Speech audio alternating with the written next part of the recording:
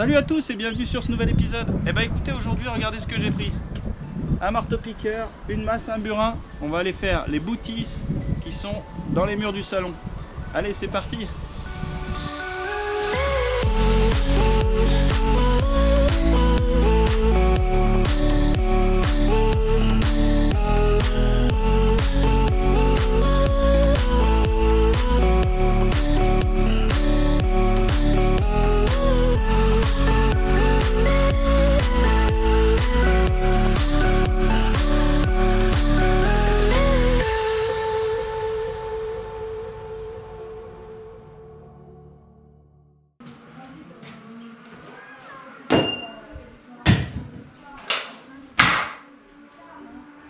Allez, on y va.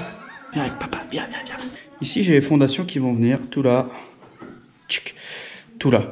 Les fondations doivent être sur les murs extérieurs. Là et là. Ce qu'il faut que je fasse, c'est que je rentre des tiges, enfin des carrés en fer. Hop, tout du long. Donc, ce qu'il faut trouver, c'est des pierres à retirer pour pouvoir rentrer dedans. Donc là, j'en ai trouvé une ici. J'en ai trouvé une ici, ici, ici. Ensuite, il y en a une aussi à faire ici, puisque du coup, je vais me reprendre aussi sur les fondations d'ici.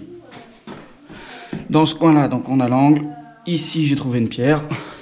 Ici, j'ai trouvé une pierre. Ici, j'en ai trouvé une, mais de toute façon, ici, ça va être l'évacuation.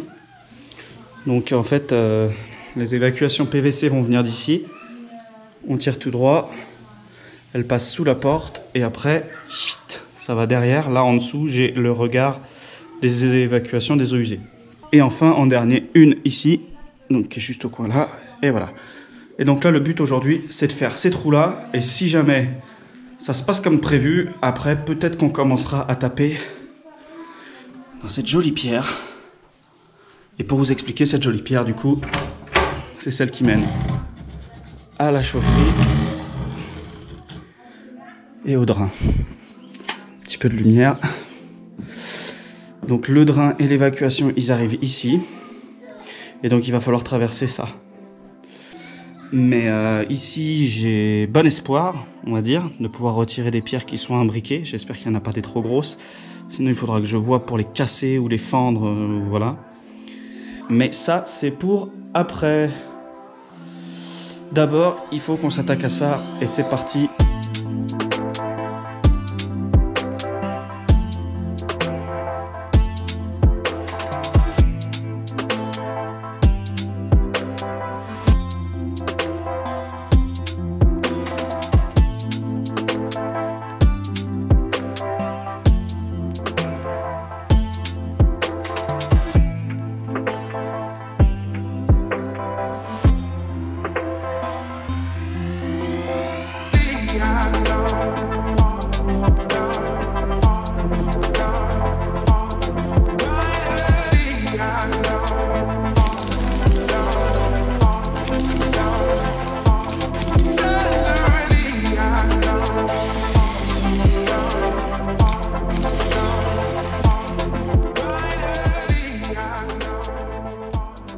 Plutôt content parce que ça c'est la version de quand je fais un trou et que ça se passe vraiment bien. Regardez ça, la pierre elle vient toute seule, la pierre fait les dimensions qu'on a besoin pour faire le trou et la pierre est vraiment bien placée. C'est on se demande là s'il n'y a pas quelque chose qui est fait pour quoi. Bon, normalement on doit avoir 12 de large, on est déjà sur du 20 et profondeur on doit aller à 20, on est à 30, donc voilà, là en 1 minute 30, le trou il est fait. Enfin, j'en sais rien, je vais pas regarder combien de temps ça m'a pris. Mais... je vais quand même là retirer vraiment ce qui gêne le plus là. Et voilà. Ça, c'est un trou qui est parfait. Bon, il est un petit peu large, je dois l'avouer. Il est un peu large, il est un peu grand. Mais c'est vraiment ce qu'il faut. Donc, quand ça va tout seul comme ça, c'est... Putain, on en redemande. On en redemande. Allez, la suite. Je vais nettoyer déjà tout ça.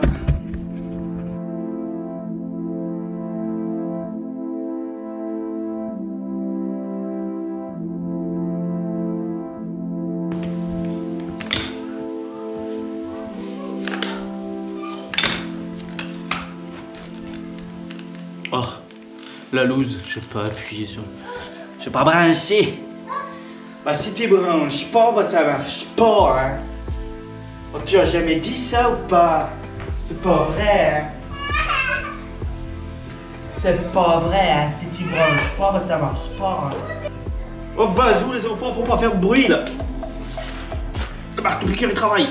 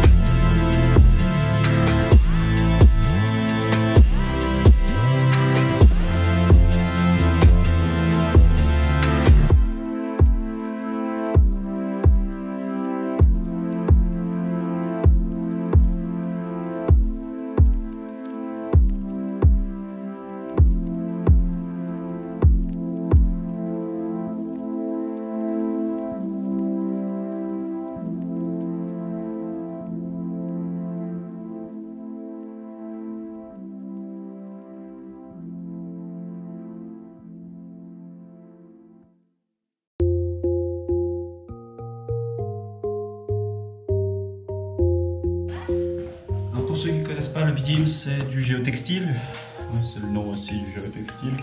Ça permet d'éviter quand vous posez un lit de cailloux, de gravier, ou etc., que les cailloux avec le temps s'enfoncent dans la terre et que la terre remonte forcément. Donc là ça va permettre à l'humidité de pouvoir passer et du coup s'évaporer, on va dire, dans le hérisson, pardon. Et du coup ça va empêcher aussi que mes cailloux s'enfoncent dans la terre et que du coup ma dalle puisse après bouger.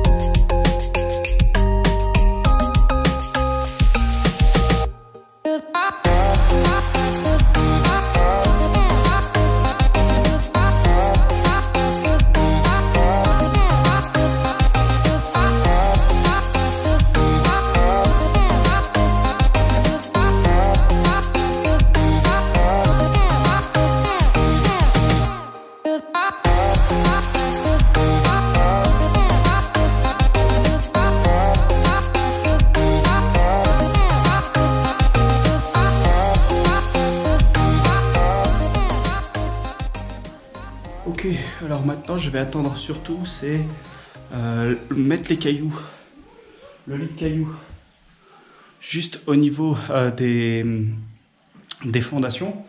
Pourquoi au niveau des fondations? Parce que du coup je vais placer les fondations avant.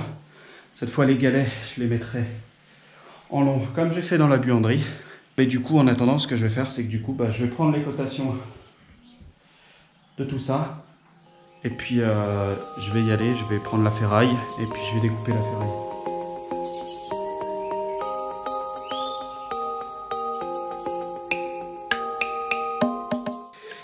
Alors du coup tu vois, il faut 4,80 en long comme ça, 4,60 comme ça. Et là je vais prendre chaque boutisse aussi. Donc celle-ci je sais que je fais 80 parce que du coup j'ai la longueur que je veux.